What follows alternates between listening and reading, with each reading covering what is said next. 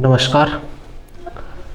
तो आज अपना जो मुख्य पॉइंट रहेगा वो है प्राचीन काल में राजस्थान की स्थिति।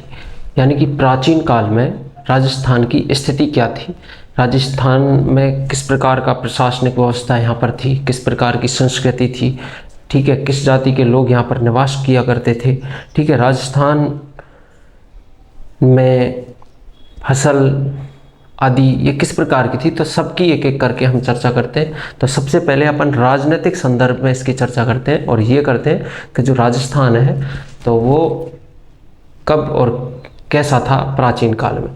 तो ध्यान दें, सबसे पहले होता क्या है राजस्थान में प्राचीन काल से अगर बात की जाए तो यहाँ पर आर्यों का आक्रमण होता है। यानी सिंधु घाटी सभ्यता और हड़प्पा सभ्यता जब अपन पढ़ लेते हैं तो वहाँ पर अपन को मालूम चलता है कि सिंधु घाटी सभ्यता के पतन के तुरंत बाद ही यहाँ पर एक नई संस्कृति का विकास होता है और वो है वैदिक संस्कृति का विकास। यानी संपूर्ण भारत में विकास होता है। ठीक है, तो राजस्थान भी इससे अछूता नहीं था, क्योंकि प्रवेश द्वार जो था वो कौन था, राजस्थान ही था। यानी जितनी भी विदेशी जातियाँ जब भारत में आक्रमण करती या जितने भी आक्रताएँ भारत की तरफ आते तो उनके लिए एकमात्र जो जगह थी वो थी कहाँ, पश्चिम भारत। ठीक है, और उत्तर भारत और पश्चिम भारत। ठीक है, तो देखो भारत में सर्वप्रथम जो प्राचीन जातियों में अगर आक्रांताओं में नाम लिया जाता है तो वो है आर्यों का। ठीक है, आर्य ऐसे लोग थे जिन्होंने भारत पर क्या किया, आक्रमण किया। और मैक्स मूलर भी बोलते हैं कि आर्यों के आक्रमण के द्वारा ही जो सिंधु घाटी सभ्यता है उसका क्या हुआ था, पतन हुआ था। ठीक है, तो वो एक अलग चैप्टर है, उसको अपन और उसकी एक अलग से अपन क्लास बनाएंगे जब अपन भारत की सभ्यताओं के बारे में पढ़ेंगे, सिंधु घाटी सभ्यताओं जो भारत का अपना अलग से ही इतिहास की जो क्लास चल रही है तो वहाँ पर। तो यहाँ पर बात करते हैं राजस्थान में सबसे पहले आर्यों का जो प्रवेश होता है वो कब होता है। सबसे पहले डेट आप ये रखें कि भारत में जब आर्यों का प्रवेश होता है तो सबसे पहले राजस्थान में ही आर्यों का प्रयोग क्या होता है, प्रवेश होता है। और इसकी जो तिथि है वो निश्चित तो नहीं है, लेकिन अलग अलग जो इतिहासकार हैं अपने तो उन्होंने अपने अपने सुझाव दिए हैं। तो माना जाता है कि 1800 ईसा पूर्व से और 1500 ईसा पूर्व के मध्यकाल में आर्यों का क्या हुआ था, आक्रमण हुआ था। ठीक है, तो ये उनका काल रहा था। ठीक है, तो देखते हैं आर्यों का राजस्थान में प्रवेश।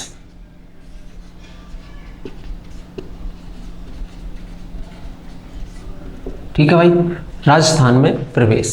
अब अगर डेट की बात करें तो मैं डेट आपको ये बता दूं कि राजस्थान में ये करते हैं भाई 1500 ईसा पूर्व।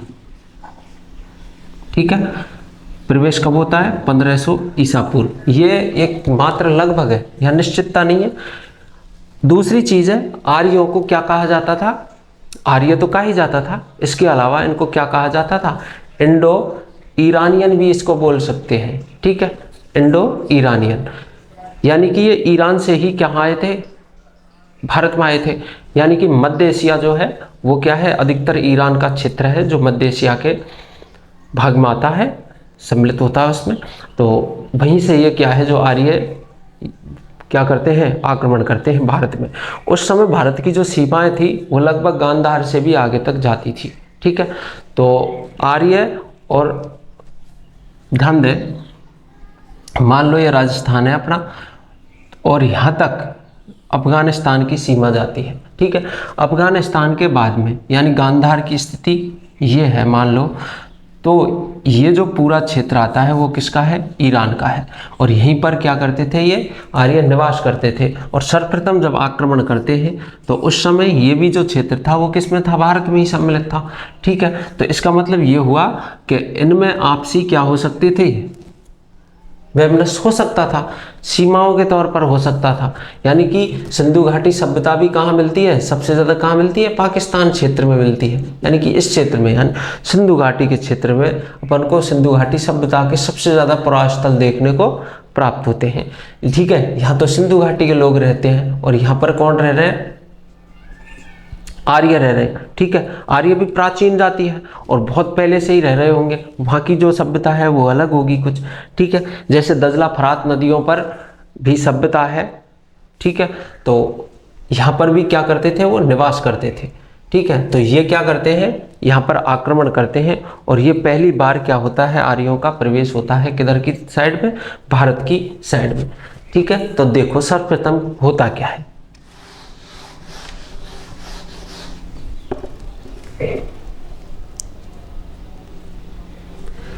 सर्वप्रथम आर्यों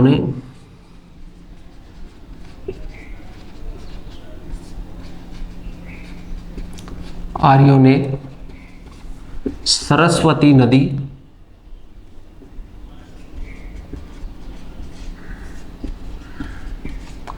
कौन सी नदी, सरस्वती नदी, या इसे दूसरा नाम और दृश्यवती नदियों की,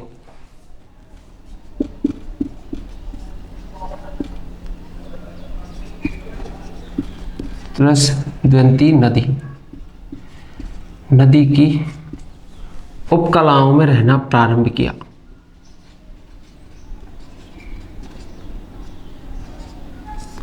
उपकलाओं में रहना प्रारंभ किया।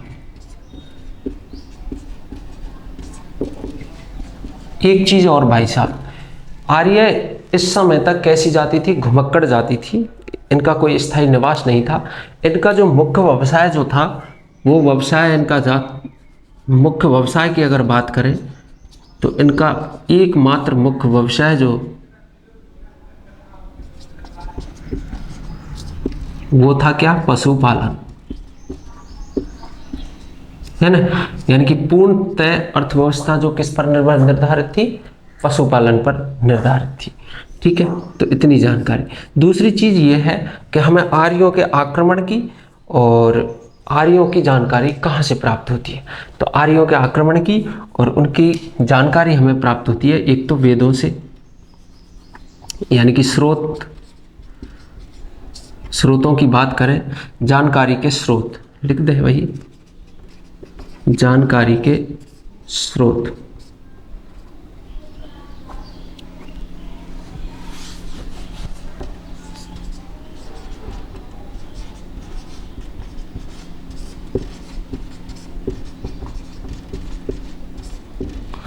जानकारी के स्रोत हैं एक तो वेद, यानी वेदों से, तथा एक ग्रंथ और है, और वो कौन सा ग्रंथ है, जिसको ईरानी ग्रंथ भी कहा जाता है, ठीक है। यानी कि कहा नहीं है ही, क्या नाम है, अवेस्ता,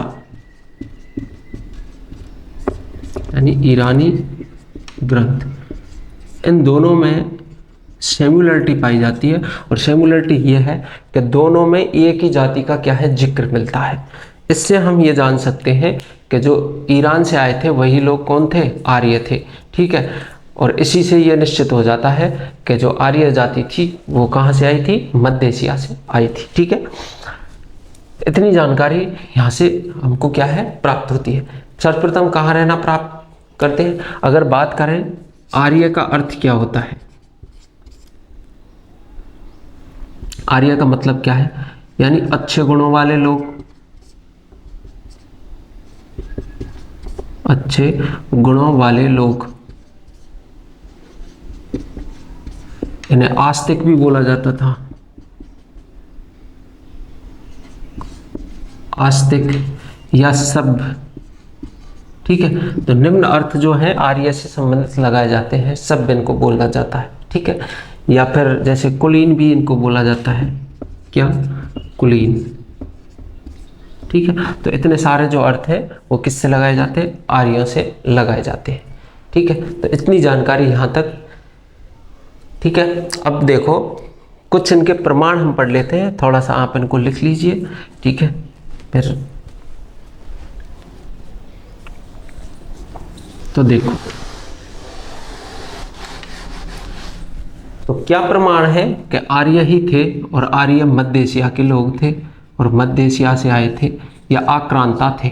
मान लें मध्य एशिया के नहीं थे, क्योंकि कुछ लोगों ने, या अवस्था के आधार पर हम ये नहीं बोल सकते कि ये मध्य एशिया से आए थे, ठीक है। क्योंकि वेदों में जिसका जिक्र मिलता है, हो सकता है वो भारतीय ही क्या हो, राज्य हो उस समय, हो सकता है हमारा भारत ईरान तक फैला हुआ हो, तो हम इसको विदेशी कैसे मान सकते, नहीं मान सकते। लेकिन थोड़ा सा क्या है वहाँ की संस्कृति में क्या मिलता है, हमें अंतर देखने को मिलता है। इसलिए इतिहासकारों ने कहा कि भाई ये तो क्या है, विदेशी जाति थी, क्योंकि भारतीय संस्कृति के अनुसार इनकी क्या है, मेल नहीं खाता उस समय से, ठीक है। तो इसलिए तो देखो क्या प्रमाण है कि आर्य विदेशी थे। एक तो अनूपगढ़ के ढेर से, यानी अनूपगढ़ में जो खुदाई की गई तो वहां से भी आर्यों के क्या मिलते हैं, हमें साक्ष्य या प्रमाण देखने को मिलते हैं, ठीक है। एक है तरखान वाला डेरा या ढेर जिसको बोल सकते हैं, क्या बोलेंगे भाई, ढेर, ठीक है। कहाँ से प्राप्त हुआ है, गंगानगर में एक टीला है जिसकी खुदाई की गई, नाम है इस जगह का तरखान वाला।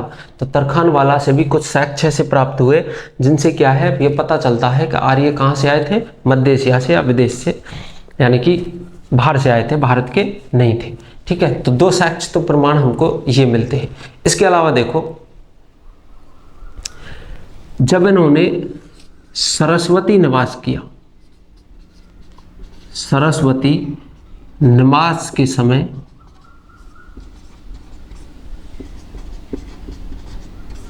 मुख्य रचनाएं की, मुख्य रचनाएं,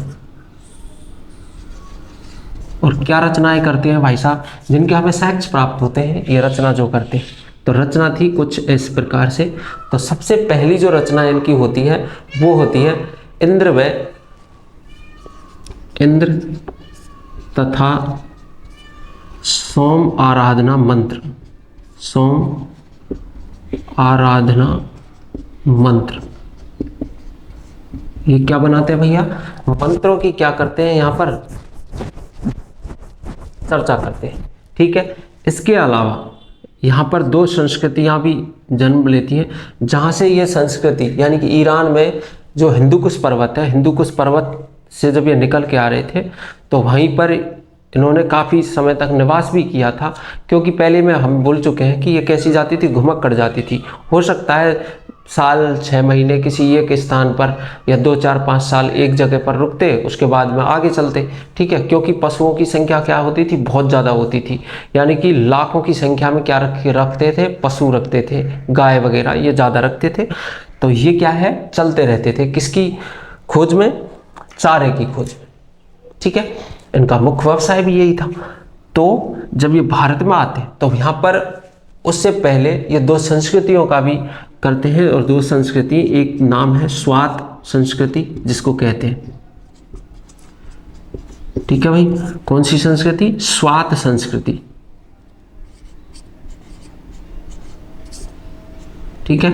दूसरी एक और इसी का नाम है, दूसरी नहीं है, गांधार कब्र संस्कृति जिसे कहा जाता है, गांधार कब्र संस्कृति,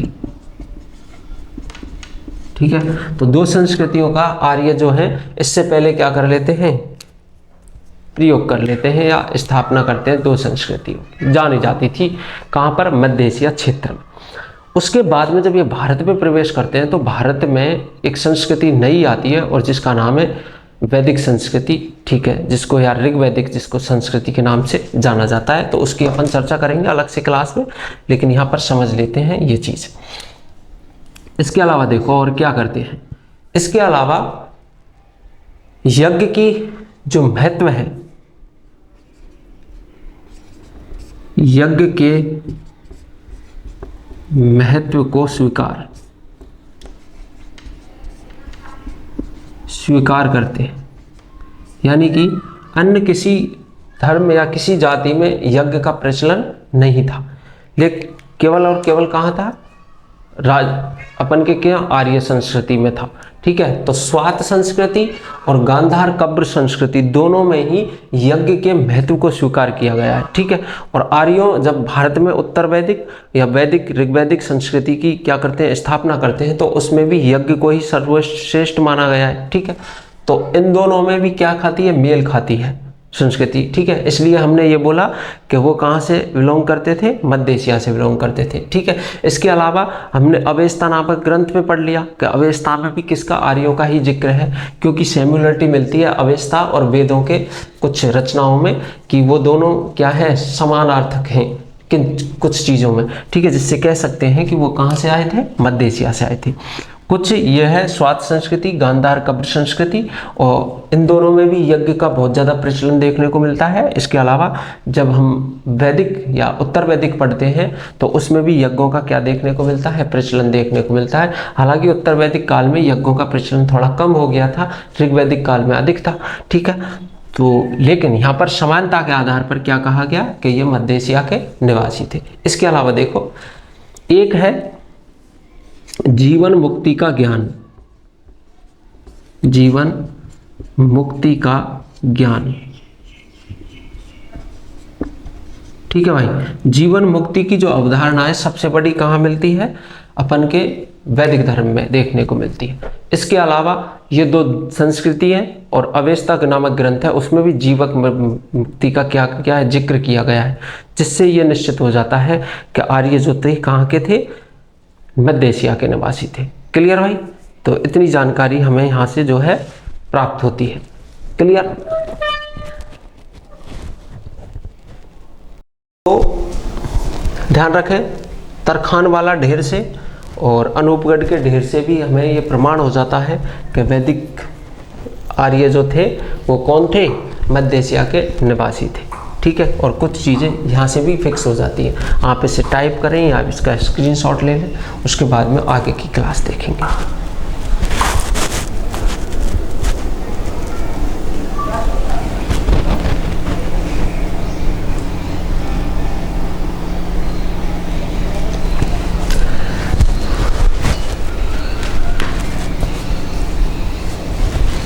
ठीक है भाई, आगे देखो। जब प्रवेश राजस्थान में आर्यों का हो जाता है तो प्रवेश के बाद में आर्यों के द्वारा स्थापना की जाती है जनपदों की। क्लियर भाई। अब यहाँ पर एक चीज़ कंफर्म हो जाती है कि इससे पहले जो घुमक्कड़ जाति थी आर्यों की, उनका क्या हो जाता है, स्थायी निवास हो जाता है। और किस जगह पर स्थायी निवास होता है, और नाम है सप्त सैंधव प्रदेश।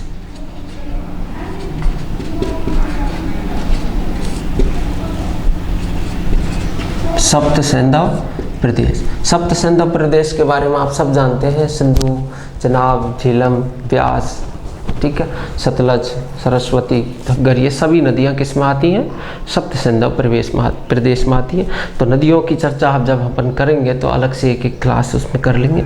इससे पहले सीधा से ये समझ लेते हैं कि सप्त सैंधव प्रदेश में आकर के जो आर्य हैं वो अपना स्थायी निवास क्या कर देते हैं, जारी कर देते हैं। और उसमें भी सबसे पहले कौन सी नदी, सरस्वती नदी। ये चीज़ आप ध्यान रखें, क्योंकि ऋग्वैदिक काल में सबसे जो इम्पोर्टेंट नदी मानी जाती है वो कौन सी है, सरस्वती नदी मानी जाती है। इसके बाद में आएंगी, ठीक है। और ये जो गंगा और यमुना है ये तो बहुत बाद में आएंगी, ठीक है। तो उससे पहले सबसे पहले कौन सी नदी आएगी, सरस्वती नदी आएगी, ठीक है। तो उसकी अपन चर्चा कर लेते हैं सप्त सैंधव प्रदेश में। अब देखो यहाँ पर जब इन्होंने स्थायी निवास क्या कर दिया, जारी कर दिया, किस क्षेत्र में, सप्त सैंधव प्रदेश में, तो स्थापना करते हैं किसकी, साम्राज्य विस्तार में। और स्थापना होती है जनपद, जनपदों की स्थापना। ठीक है भाई, जनपदों की क्या कर देते हैं, ये स्थापना चालू कर देते हैं, ठीक है।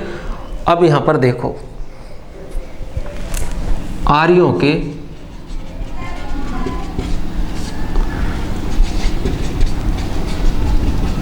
आगमन से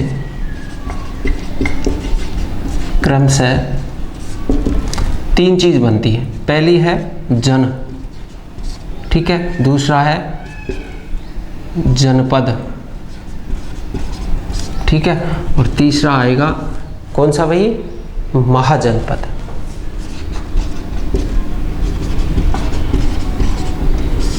ठीक है, ये तीनों चीज। अब ये क्या चीज है, सीधी सी बात है, ये क्या है, राजनीतिक व्यवस्था थी उनकी, प्रशासनिक व्यवस्था उनकी थी, ठीक है।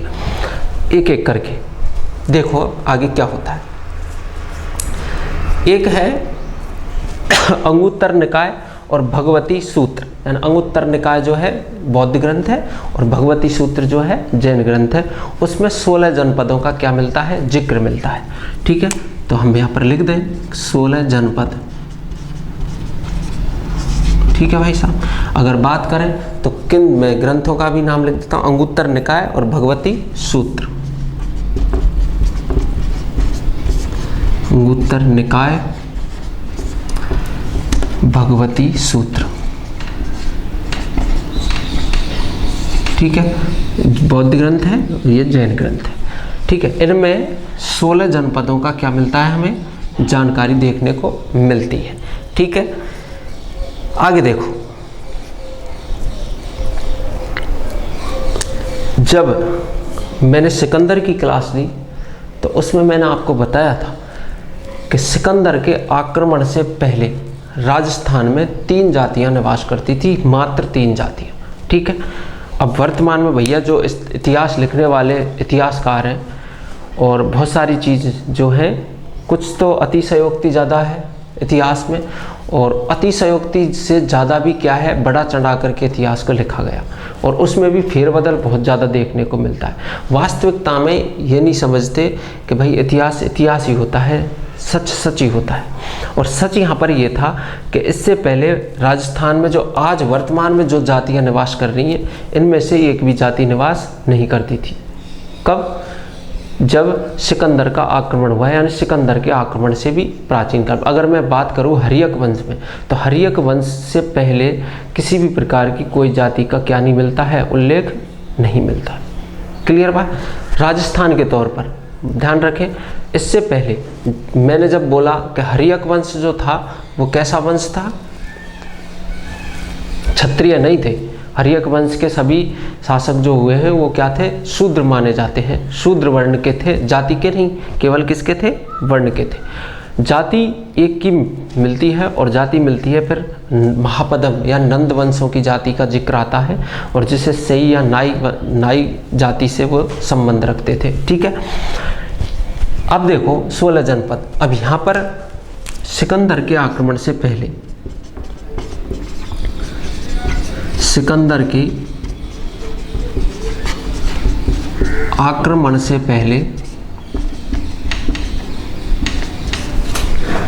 राजस्थान में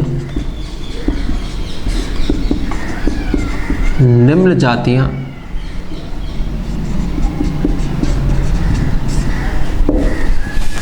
निवास करती थी।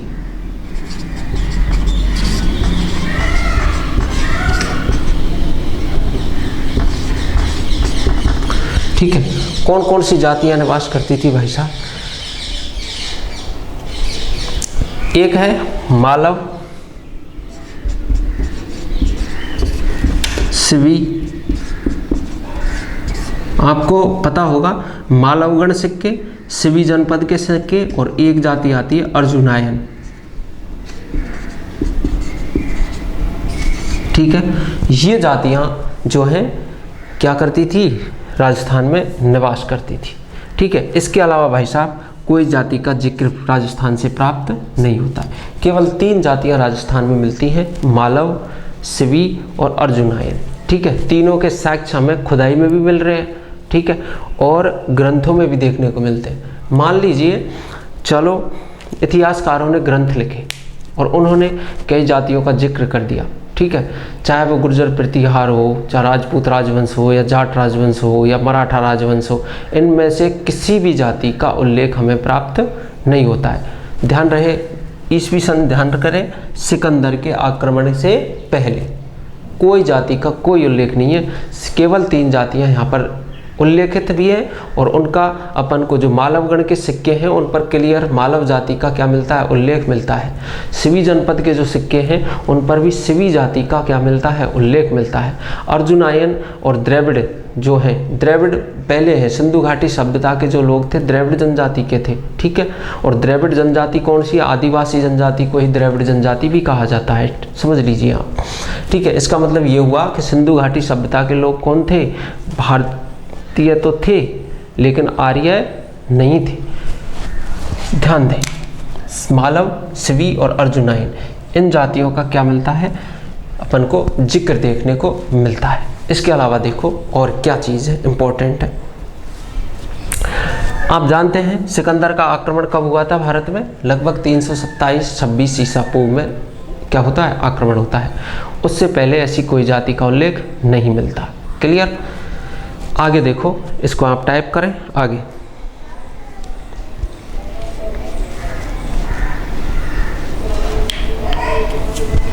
भाई देखो, जनपद, जन और महाजनपद जब अपन पढ़ेंगे ना, अलग से क्लास होगी अपन की महाजनपदों की, 16 महाजनपदों की, तो उसमें अपन डिटेल से पढ़ लेंगे। केवल अभी जो अपन पढ़ रहे हैं वो केवल राजस्थान के संबंध में पढ़ रहे हैं, तो थोड़ा सा जिक्र अपन करते चल रहे हैं जिससे कि आपको इतिहास समझ में आ जाए अच्छे से। तो आगे देखो,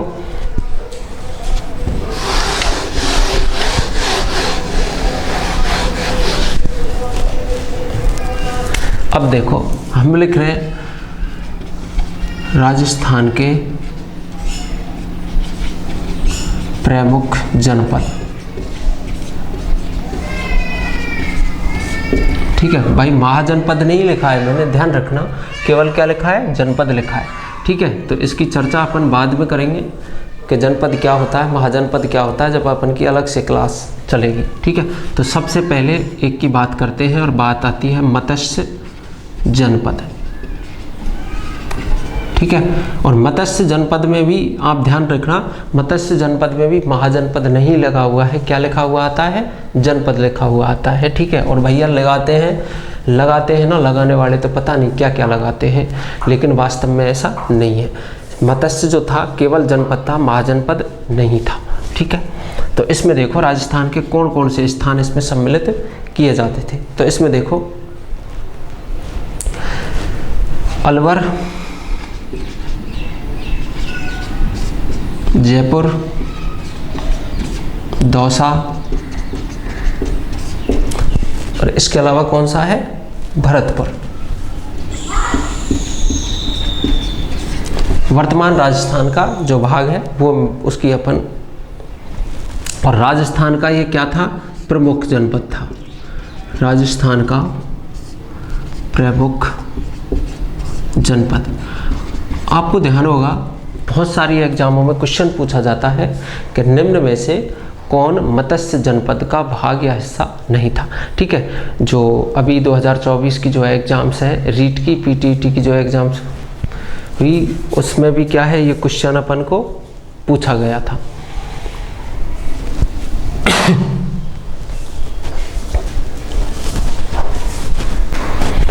तो इतना जानकारी हमें यहाँ से प्राप्त होती है कि मत्स्य जो जनपद है उसमें अलवर, भरतपुर, जयपुर और दौसा, ठीक है, ये सम्मिलित थे। ठीक है, तो ऐसे क्वेश्चनों को ध्यान रखें और एग्जाम में ये पूछे जाते हैं भाई स्पेशली। तो और राजस्थान का जो प्रमुख जनपद था ये, ठीक है, ये इतनी जानकारी अपन को यहाँ से मिलती है। बात करें सेकंड नंबर का जो जनपद राजस्थान का आता है वो देखो कौन सा है। क्लियर, आगे देखिए, थोड़ा सा इसके बारे में और चर्चा अपन कर लेते हैं। मत्स्य जनपद, अगर बात करें कि इसका सर्वप्रथम उल्लेख, तो मत्स्य जनपद का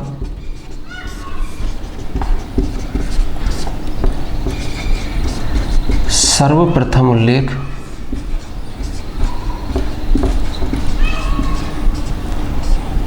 ऋग्वेद में हमें प्राप्त होता है। कहाँ प्राप्त होता है भैया? ऋग्वेद में। ठीक है,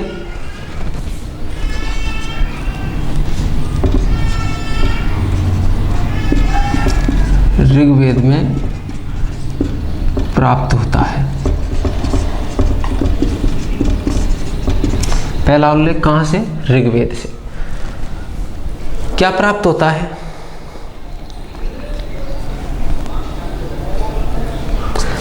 जिसमें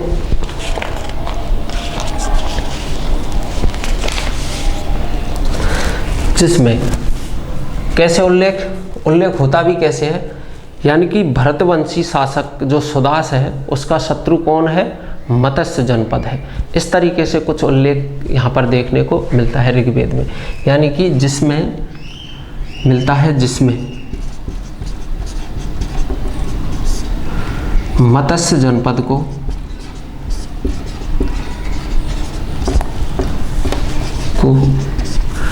भरतवंशी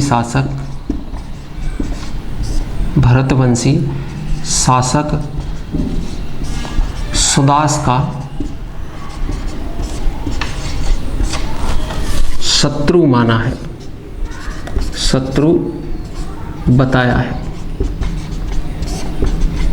यानी भाई जो भरतवंशी शासक है कौन, सुदास, उसका मेन शत्रु जो कौन था वो कौन है, कौन किसको माना जाता है, मेन शत्रु माना जाता है किसको, मत्स्य जनपद को।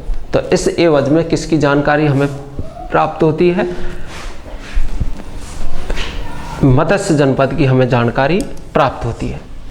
ठीक है, इसके अलावा देखो और क्या क्या जानकारी यहाँ से प्राप्त होती है। तो मत्स्य जनपद जो कि राजस्थान का प्रमुख प्राचीन क्या है, जनपद माना जाता है। इसके अलावा देखो और क्या जानकारी, महाभारत काल में, यानी अगर बात करें महाभारत काल में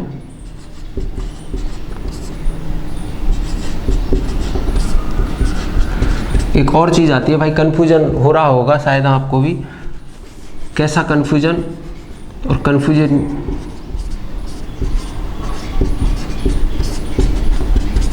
ठीक है, कन्फ्यूज ये कि नहीं सर ये तो मत्स्य जनपद का नहीं था, ये तो किसका था, विराटनगर का था।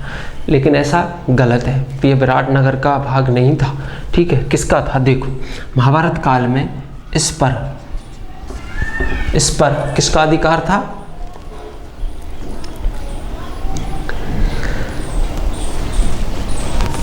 महाभारत काल में इस पर विराट का शासन था।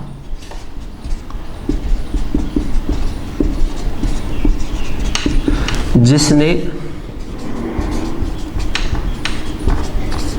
विराटनगर की स्थापना की।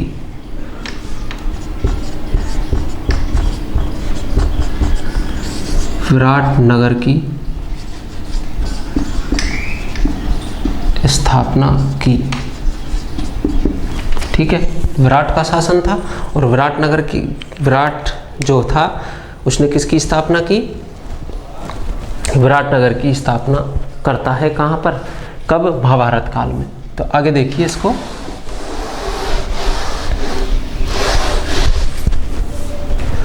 विराट ने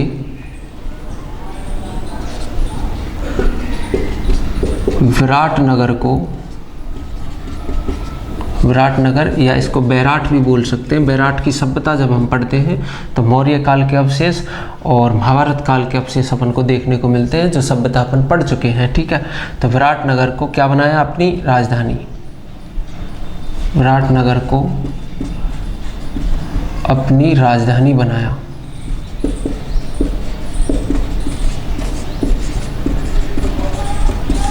ठीक है भाई, इतनी जानकारी हमें जो है यहाँ से प्राप्त होती है। क्लियर भाई। बाद में होता क्या है, जो मत्स्य जनपद है, मत्स्य जनपद जो था, इसको बाद में क्या है, मत्स्य जनपद को कालांतर में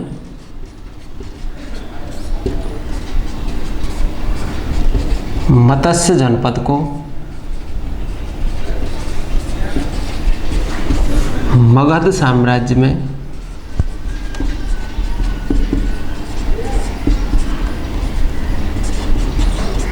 मिला लिया गया।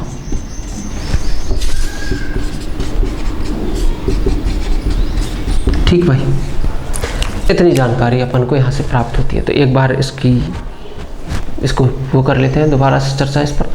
तो राजस्थान में सबसे प्रमुख अगर कोई है जनपद, तो उसकी प्रथम जो जानकारी मिलती है वो है मत्स्य जनपद की। ठीक है, आर्यों के द्वारा स्थापित पहला राजस्थान का प्रमुख जनपद मत्स्य जनपद, जिसमें अलवर, भरतपुर, जयपुर और दौसा को सम्मिलित किया जाता था। ठीक है, इसकी में इसमें क्या इंपॉर्टेंट आता है और इसका जिक्र सर्वप्रथम कहाँ देखने को मिलता है? ऋग्वेद में अपन को देखने को मिलता है। ऋग्वेद में किस प्रकार से देखने को मिलता है कि इसको भरतवंश के शासक सुदास का क्या माना गया है? शत्रु माना गया है कि भाई मत्स्य जनपद जो है वो किसका? सुदास के कैसे हैं? शत्रु। ठीक है, तो ऐसे ऋग्वेद में इसकी चर्चा की गई है। क्लियर? इसके अलावा कालांतर में विराट शासक जो हैं उनके द्वारा क्या है, इस पर आक्रमण कर लिया जाता है और इसका शासन यहाँ पर रहता है। ठीक है, इस बाद में इसे ही मत्स्य जनपद को बाद में किसमें? मगध साम्राज्य में मिला दिया जाता है और जो मत्स्य जनपद है वो क्या हो जाता है? समाप्त हो जाता है। इसकी जानकारी कहाँ से मिलती है? तो सबसे पहले देखो, एक तो वेदों से जानकारी इसकी हमें प्राप्त होती है, ऋग्वेद से जानकारी प्राप्त होती है कि ऋग्वेद में मत्स्य जनपद का जिक्र हमें देखने को मिलता है। अगर बात करें कि ये जनपद था तो इसकी जानकारी हमें बैराट सभ्यता से भी देखने को मिलती है, जहाँ से महाभारत काल के क्या मिलते हैं? अवशेष अपन देखने को मिलते हैं। ठीक है, तो आगे देखो अगला जनपद। अपन ज़्यादा लंबी क्लास लेंगे नहीं, ज़्यादा से ज़्यादा 30 मिनट की क्लास बनाने की कोशिश करते हैं, लेकिन लंबी हो जाती है जिसे आप अच्छे से देखते नहीं हो। ठीक है, तो कोशिश है छोटी क्लास हो। तो देखो अगला जो जनपद होगा वो होगा अपन क्रम डालते चलें जिससे कि सभी जनपदों की जानकारी धीरे धीरे राजस्थान के अकॉर्डिंग अपन कर लें। तो यहाँ पर आ जाए सूरसेन जनपद। अगला जो है वो है सूरसेन जनपद।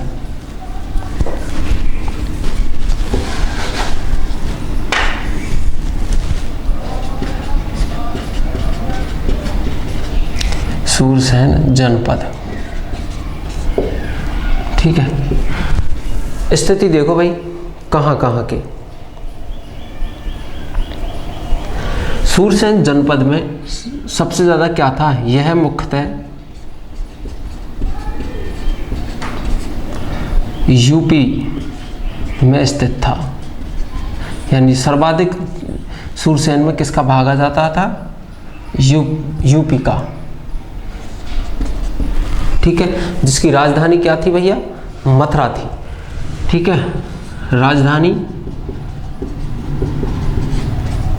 इसकी मथुरा थी। अब अगर राजस्थान के एवज में बात की जाए तो राजस्थान के इसमें तो 2 जिले जाते थे और वो है अलवर और भरतपुर। भरतपुर को सम्मिलित किया जाता है।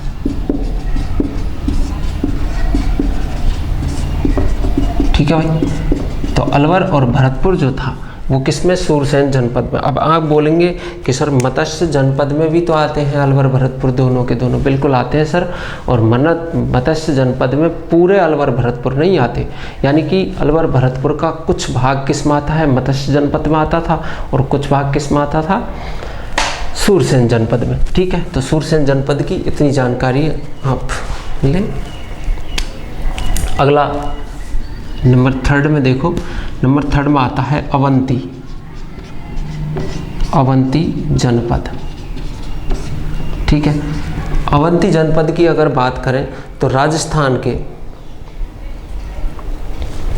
ठीक है, तो मुख्यतः देखो मध्य प्रदेश में स्थित था। अवंती जो था मुख्यतः तो कहाँ था? मध्य प्रदेश।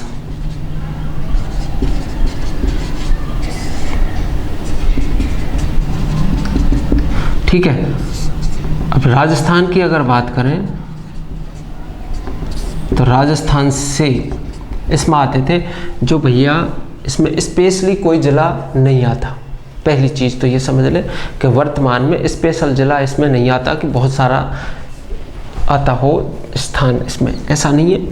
इसमें से मध्य प्रदेश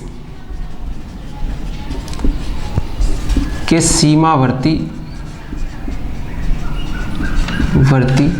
कुछ जिले यानी कुछ भाग, ठीक है, यानी मध्य प्रदेश के जो सीमाओं पर कुछ जिलों का भाग है वो किसमें सम्मिलित किया जाता था? अवंती जनपद में। और राजधानी की बात करें अवंती की,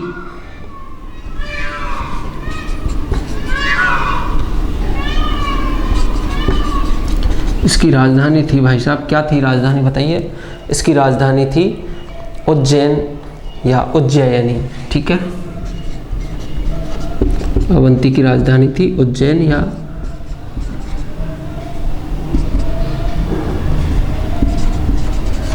उज्जैनी, ठीक है, इसकी राजधानी थी। इतनी जानकारी हमें यहाँ से देखने को मिलती है। क्लियर भाई। तो अगली जो सारे जनपद हम पढ़ेंगे जो राजस्थान में सम्मिलित किए जाते हैं, तो एक एक करके हम सभी जनपद या तो आज ही क्लास में पूरा कर लें, चलो आज ही कर लेते हैं। इसके बाद में आता है अगला, देखो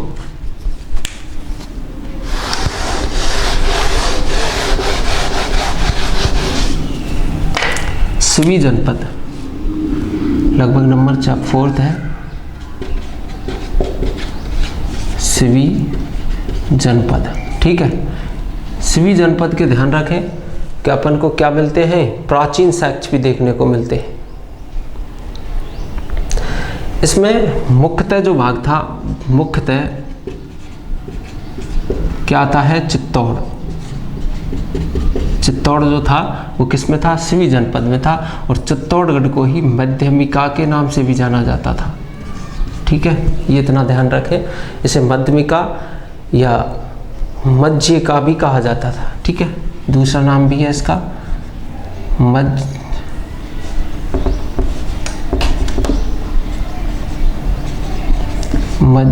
का, ठीक है, इसको कहा जाता था, ठीक है। तो इतनी जानकारी यहाँ से मिलती है। अगला जो आता है वो है अपना क्या, मालव जनपद, ठीक है। बहुत ही इंपॉर्टेंट है भाई। मालव जनपद के जो सिक्के हैं, अगर आपने क्लास ली है तो आप पहचान जाएंगे कि मालव जनपद कहाँ है। मालव जनपद, मालव जनपद के सिक्के बहुत ज़्यादा प्राप्त हुए हैं राजस्थान से, ठीक है।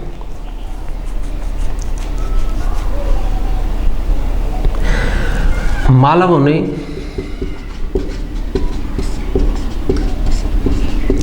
पंजाब से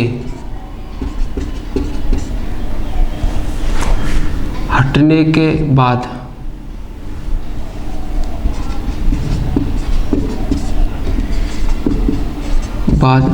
राजस्थान में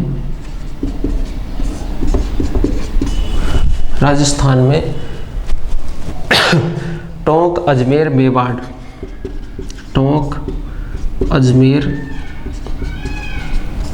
और मेवाड़ में क्या बसाते हैं, बस्तियां बसाते। मेवाड़ में बस्तियां बसाई।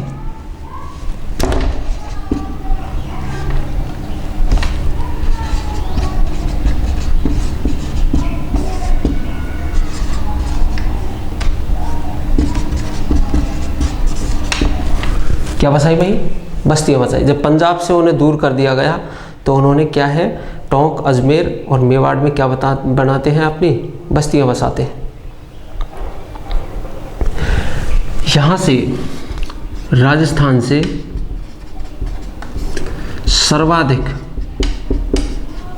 सर्वाधिक इन्हीं के सिक्के प्राप्त होते हैं, इन्हीं के सिक्के प्राप्त होते हैं। यानी सबसे ज़्यादा जो सिक्के हैं वो कहाँ से, किसके प्राप्त होते हैं, तो मालवों के सिक्के सर्वाधिक। अगर राजस्थान से कोई सिक्के प्राप्त होते हैं तो किन के प्राप्त होते हैं, मालवों के सिक्के प्राप्त होते हैं। क्लियर। आगे देखो, इनकी जो राजधानी की अगर बात करें, राजधानी थी मालव नगर, ठीक है। राजधानी क्या थी, मालव नगर, जिसे करकोट नगर, दोबारा से लिख देता हूँ भाई, कारकोट नगर, जिसे वर्तमान में कहा जाता है टोंक, ठीक है। तो ये इनकी जो है क्या थी, राजधानी थी। क्लियर। इतनी जानकारी यहाँ से प्राप्त होती है। इसके अलावा अगला जो है छोटा ही है, कुरु जनपद। देखो कुरु जनपद की क्या जानकारी हमें यहाँ से प्राप्त होती है। तो दिल्ली, मेरठ, थानेश्वर और उत्तरी अलवर, दिल्ली,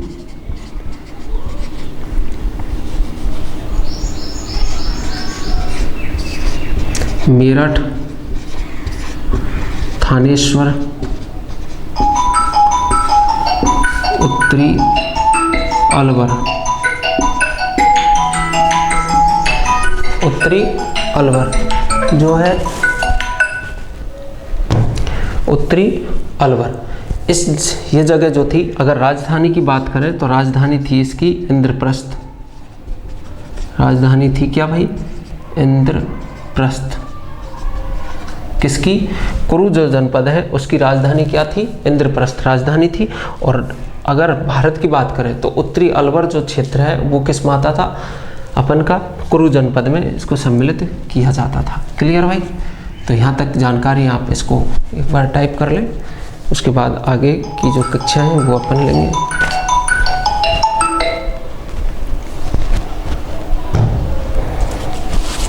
तो देखो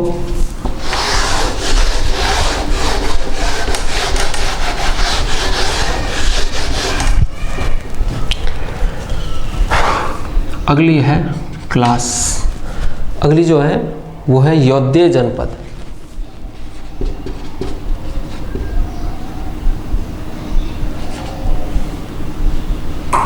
यौध्य, सही नाम क्या है? यौध्य जनपद। ठीक, गंगानगर और हनुमानगढ़ का भाग।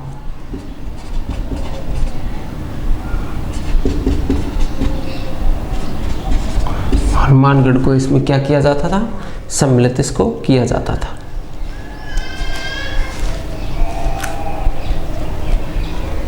ठीक है, इसके अलावा देखो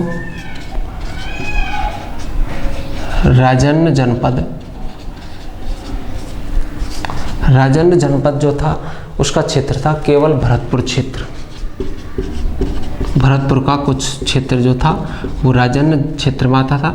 इसके अलावा अगला जो है, अगला है अर्जुनायन जनपद।